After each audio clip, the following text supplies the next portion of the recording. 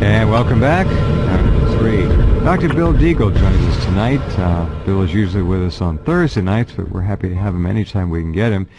There is so much going on out there now. It is a deluge, and what we're trying to do is stay on top of things as best we can so you can make the best of it yourselves. We're not telling you what to think. We're just asking you to engage in the process. It's a tough one, and all we can do is present it as logically and pragmatically as we can. I'm still, of course, right on the Fukushima Daiichi calamity, and it is the gravest situation I think that the human species has probably ever faced.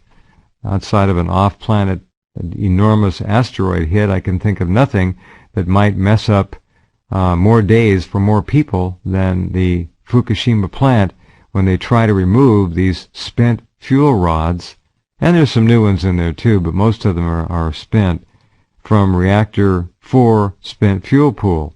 And if you know the story, and most of you do, if any of them even touch each other on the way of being extracted, they won't be pulled all the way out of the water. They'll be pulled up and then over in water and put down into a separate cask, and then the crane will remove itself, the cask lid will be put on, and they'll pull the cask out. It's a tall, round object which will hold apparently one fuel assembly each. And I'm not sure how many fuel rods are in each assembly. I think it's 4, but I'm not sure. Now, about 6 months ago, TEPCO did a watch how easy it is fuel removal exercise. First, what they did was invite the media out there and then ban everyone from taking any video. No video recording until we tell you to. And then they got ready for their demo, and what did they do? They had a crane, and they went over and said, okay, you may now record. And so everyone began dutifully recording, and they dropped the crane hook down and picked up a hook which was tethered to the top of the spent fuel group, which I believe is 4 rods, pulled it straight up and out of the water into the air, right? And we'll tell you why you can't do that now in a minute with Bill. They pulled this group of, let's call them 4 rods up, and what was really funny is that the crew that was standing there was watching, and the fuel rods began to kind of sway back and forth and not mind their manners. And one of these guys reached out with his hand and grabbed the fuel rod and put it back in line with the other 3. Now, if he had done that in real life, he'd been dead in hours or less. This doesn't happen. And you knew right then and there that it was a fake exercise. They weren't really pulling out a spent fuel assembly. It was a dummy, and it was put in there in advance. That's the best guess. But this is serious business, what we're looking at now. Potentially catastrophic business for the entire Northern Hemisphere and the planet. Bill, welcome back. Thanks for being here tonight. Yeah, there's a lot of issues. I want to touch on a few things that haven't been covered that are around Fukushima. The issue that keeps coming up that we've reported on repeatedly with Chris Harris, that's his radio name, our nuclear safety expert, and he's one of the top 40 experts in the world, so he recently went to KEPCO in South Korea to review all of their nuclear plants. So he's a active working nuclear safety officer. Mm-hmm. And it was a key issue that the one that he's most concerned about straight off is the loss of the borinated rubber between all the fuel rod assemblies. That's gone now. Which means if you did pull up these rods and they bang together, they're going to cause a critical reaction, which can cause a trigger what's called a pyrophoric fire. The second thing is the seal, which is in all these fuel cooling pools. And because of neutron annealing and time, it's destroying the seal. And the 2 things will happen, either just decay of it, which can't be fixed. In other words, you can't fix this in the current situation. But if the tanks twist with an earthquake or with subsidence and tilt over, just that portion will pull the fuel rod seal of the pool. And once they drain, all these fuel rod assemblies will not only bang against each other, there'll be no water to slow the neutrons. This story came out a few days ago, and we mentioned it. We have the clip. We're going to play it in a moment. If you just joined us, by the man voted most popular, the man of Canada, David Suzuki, has gone on record, and then he mentioned in the papers, in the reports, we've dug these up because we've covered these. These are scientific reports, what scientists have said. the probability of an earthquake, and what it'll do if there's full meltdown of the fuel rods stored there. And the ground's all spongy and eroding into a huge sinkhole, and another tsunami, a 7.2 earthquake, it's over. And it just shows the insanity of the power structure. And now they're getting ready to start removing the fuel rods. That, statistically, they believe will probably cause them to bang together and catch on fire. And then you've got a full meltdown on your hands. So Anthony Gucciardi, who's really our expert on Fukushima, covering the latest information, joins us in studio to talk about the madness of these people. His article is the top story on Infowars.com right now. Anthony, tell us the situation. Well, you notice how they craft the debate. Now it's about the TSA agent and should they be armed. Meanwhile, we have top generals saying, yes, the nuclear weapons are, they're missing and we have major problems. Obama is getting rid of all of the top guys who will not listen to him and play ball. And now we have this scientist, this internationally recognized scientist. He hosts his own television show, actually. And yes, he was the number 5 guy in Canada, the number 1 living man in Canada, the most popular, had the most votes. Everyone loves him. And he went to this forum, and thankfully someone captured it with their iPhone, or else we would never know.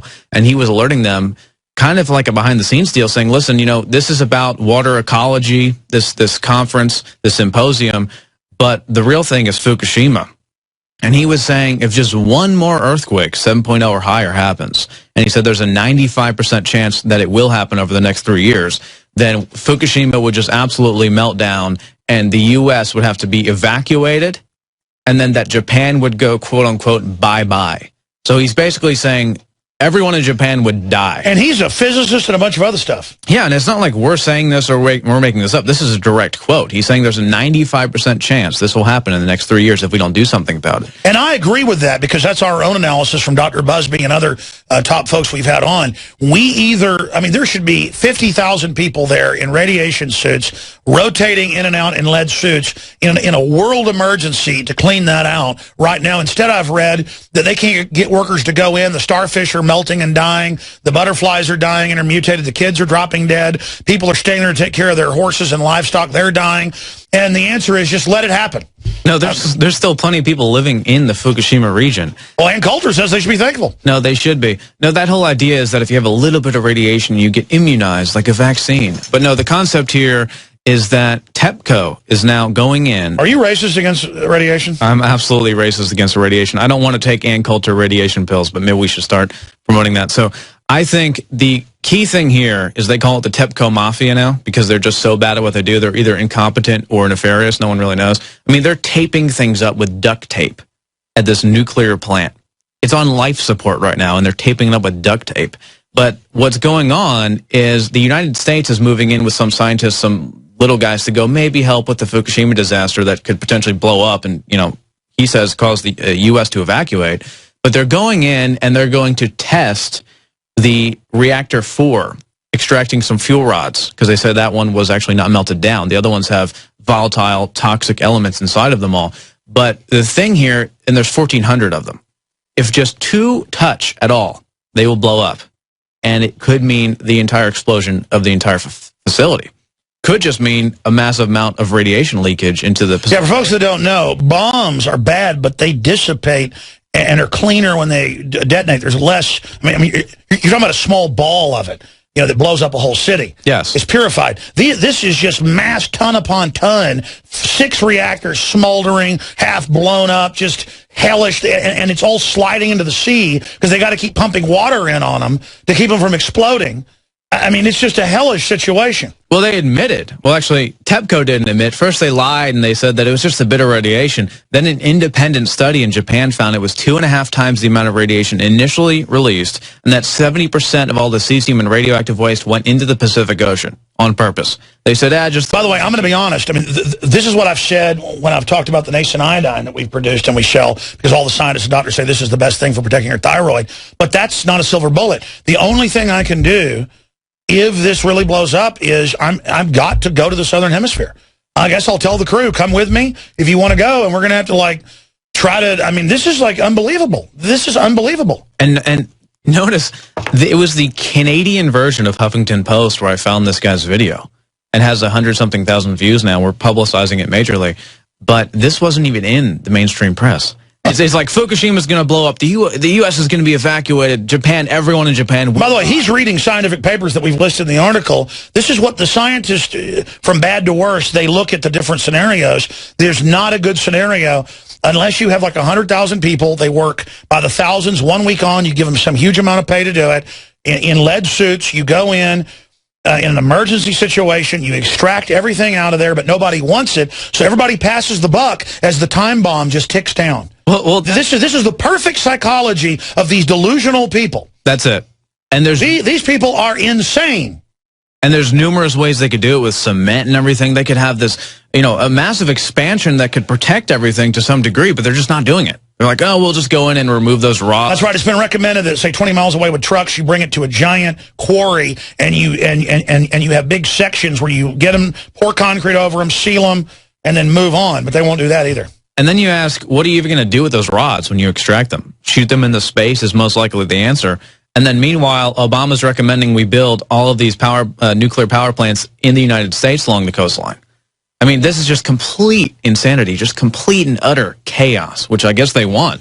Why? I mean, that's the joke from Dr. Busby, is that it's like an alien race is secretly running things, and they want higher radiation to live in, and they're terraforming us with radiation. I mean, that's the only plausible, and I'm not saying that. I'm saying it's that crazy. It's a fertility's going down, everything. Yeah, but I mean, it's madness. Where do these elites think they're going to live? Fukushima's not a problem. Oh, no. It's brown bags. Brown bags. Yeah, I mean, radiation that could cause the U.S. evacuation is not a big deal to the mainstream media. It's nothing. I mean, that's not even worth mentioning besides in a little blog post on the Canadian version of Huffington Post. I mean, it's not even in the news. RT's reporting on it, but they report on all the Fukushima stuff. By the way, speaking of Fukushima, let's play the clip of award-winning scientist David Suzuki has gone on record in public. Top scientists, another Fukushima quake would mean U.S. evacuation on the West Coast. Bye-bye, Japan. That if, in fact, the fourth plant goes under an earthquake and those rods are exposed, it's bye-bye Japan. And everybody on the west coast of North America should evacuate. Now, if that isn't terrifying, I don't know what is. And by the way, we've had Dr. Busby on, we've had other physicists on. This is a real possibility. No, there's no question. I mean, if there was another earthquake at the direct site of Fukushima, I mean, this is a top scientist who's researching this, and this was a water ecology symposium. In fact, what's the hydrology term they use where it's all spongy and it's all sinkholing? No, exactly. It's a form of erosion that happens. And basically, liquefaction. They've already destroyed the Pacific anyway. And there's so much toxic debris and contaminants in the Pacific Ocean that it's just swallowing the whole of Fukushima. And God forbid there is another earthquake. He says there's a 95% chance in the next 3 years there'll be one. But one thing we didn't even mention, by the way, I'm not even as concerned about the earthquake. I'm concerned about TEPCO going in with those 1,400 spent fuel rods and two of them coming together. I think there's a much bigger probability of that happening, and that's happening now this month. In 2 weeks, they're starting the test protocols for that. And we have someone quoted here speaking on that. Dr. Helen Caldecott says that two rods could touch each other in this process, which has been done before, and there could be a fission reaction and a very large release of radiation just from two rods. I have less faith in TEPCO than I do. I agree. Well, your article's up on Infowars.com. Workers at the Fukushima Dangers nuclear plant have been battling problem after problem. They've been plugging leaks and scrambling to build storage tanks for contaminated water.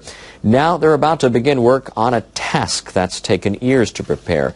They're ready to move the fuel rods from the damaged reactor buildings to a safer location. NHK World's Yoichi Tateiwa has more in today's Nuclear Watch.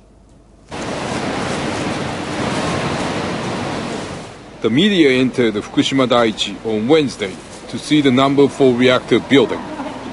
The building contains more than 1,500 fuel units. Most of them have been used. They're extremely hot, highly radioactive, and experts say they need to be kept cool for 30 to 40 years. The rods are stored in a pool about 20 meters above ground. The water traps radiation and keeps the rods cool. But a hydrogen explosion in 2011 weakened the building's structure. Experts say the rods must be moved to a safer place. Managers of Tokyo Electric Power Company have been preparing to start the job for the last 2.5 years. They plan to lift the rods out with a crane, but the building was too weak to support it, so workers built a steel frame. They will transfer the rods to containers that can seal in radiation. They will then move these to a storage facility within the compound and put them back into water. The job is far from straightforward. The workers have to maneuver the rods underwater to prevent any radiation from escaping. And they will have to cope with high levels of radiation, up to 200 microsieverts per hour. The working environment here is more difficult and stressful than usual. Therefore, I want to devote every effort to safely transfer all the fuel rods. TEPCO officials say it will take more than a year to remove all the rods from reactor number 4. Then, they will have to do it all over again at the 3 other reactors. They haven't said when they expect to finish. The operation is due to start this month. It's the latest hurdle in the long process of decommissioning the plant, a project that's expected to take up to 40 years. Yoichiro Tateiwa, NHK World. And to Japan now. The country is bracing itself for the most dangerous operation at the Fukushima nuclear plant since it was crippled by a quake and tsunami in March 2011. The company running the facility plans to move radioactive fuel rods to safe storage. RT's Alexei Hershevsky joins us now live from Japan. Alexei, hi there. Well, tell us, why is this operation so dangerous? You know, usually this operation is not so difficult. It happens at nuclear stations, more than 400 of them on everyday basis across the world. But of course, in Fukushima case, this is something unique and very risky. Now, the fuel rods are extracted from pools using automated cranes at most of the stations. At Fukushima, not only these pools where these rods, and each rod weighs more than 2 tons, not only these pools are crippled, but the machinery, the automated machinery, doesn't work as well. So every rod has to be extracted from the pool manually.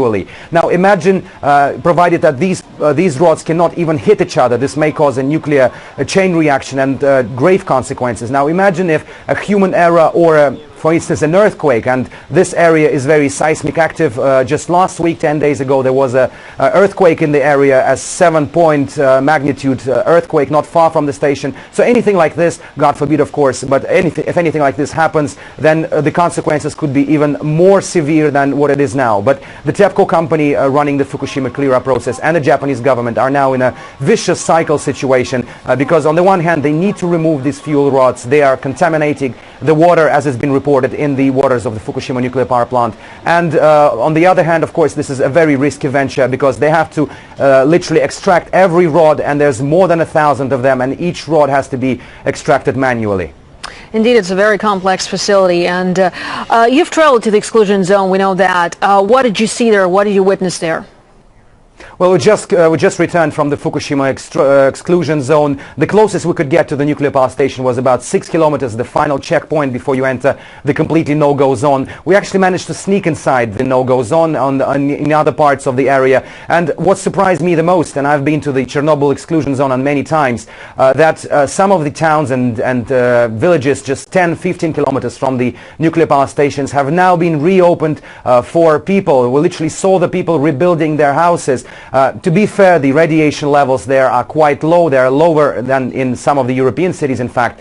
But 60-70 kilometers from the station, the places which had never been in the exclusion zone, which had always been open to the people, we've managed to find hotspots of radiation with about 3 microsieverts per hour. And this is exactly the Chernobyl radiation level, the ones I witnessed in Chernobyl on many occasions. And this is, of course, creating a huge discourse and discussion in Japan, whether it was the right decision to reopen these areas, because again, if any earthquake or any calamity happens again, then these people would have to be re-evacuated again, even that's provided, of course, if there will be anyone to re-evacuate, depending on the scale of a possible tragedy.